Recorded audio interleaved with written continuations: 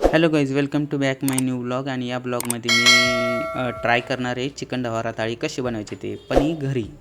आणि आता बघूया, मी तुम्हाला दाखवतो चिकन ढवारा थाळी कशी बनवायची. मग मी ताईला इकडं बाजरीच्या भाकरी टाकायला सांगितल्या, कारण बाजरीच्या भाकर चिकनच्या रस्स्यासोबत खूप मस्त लागतात चुरून खायला. आणि बाजरीच्या भाकरी बनवूस तर मी चिकन आणायला गेलो.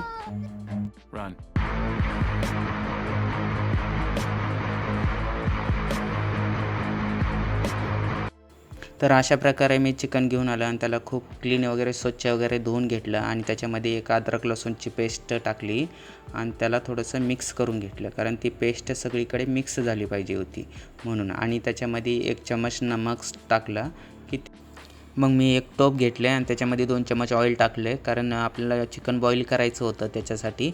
आणि मग मी त्याच्यामध्ये कटिंग केलेला कांदा टाकला आणि थोडंसं ब्राऊन कलर यूज तर मी त्याला थोडंसं मिक्स केला. आणि मिक्स करूस तर थोडासा ब्राऊन कलर आल्यावर 1 चमच हळद टाकली त्याच्यामध्ये. आणि मग जे आपण चिकन धुवून ठेवले होते ते मिक्स केलेलं ते आपण त्याच्यामध्ये टाकले.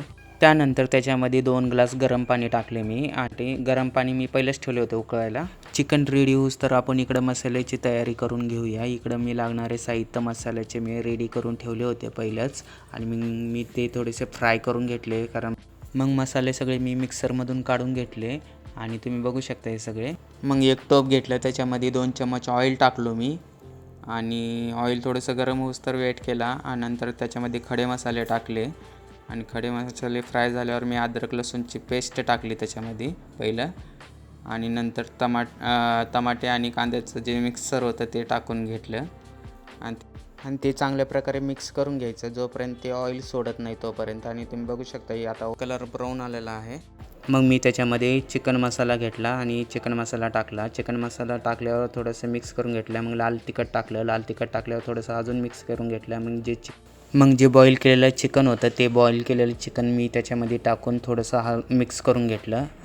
पूर्ण मसाले त्या चिकनला लागूच तर मिक्स करून घेतले आणि चांगल्या प्रकारे हलवून घेतले. चिकन चांगल्या प्रकारे मिक्स झाल्यानंतर मग आपण जे सूप ठेवलं होतं ना ते त्याच्यामध्ये मिक्स करायचं. आणि सूप जर तुम्ही मिक्स केलं तर मग चिकनचा रस्सा एकच नंबर होतो. तुम्ही बघू शकता मी सूप टाकले त्याच्यामध्ये आणि थोडंसं हलवून घेतलं. आणि अजून थोड्या वेळानंतर तुम्ही बघू शकता तर्री कशी येते. आणि तुम्ही हे बघा तर्री कशी येते चिकनला. आणि आता कलर येईन थोड्याच वेळात चिकनला. तर अशा प्रकारे हे आमची चिकन ढवारा थाळी रेडी. बाजरीची भाकर आहे, हे सुकं चिकन आहे, रस्सा चिकन आहे, हे सूप आहे आणि कांदा लिंबू सोबत घ्या आणि चुरून खावा. चुरून खाण्यात जी मजा आहे ना ती लावून खाण्यात नाही आहे.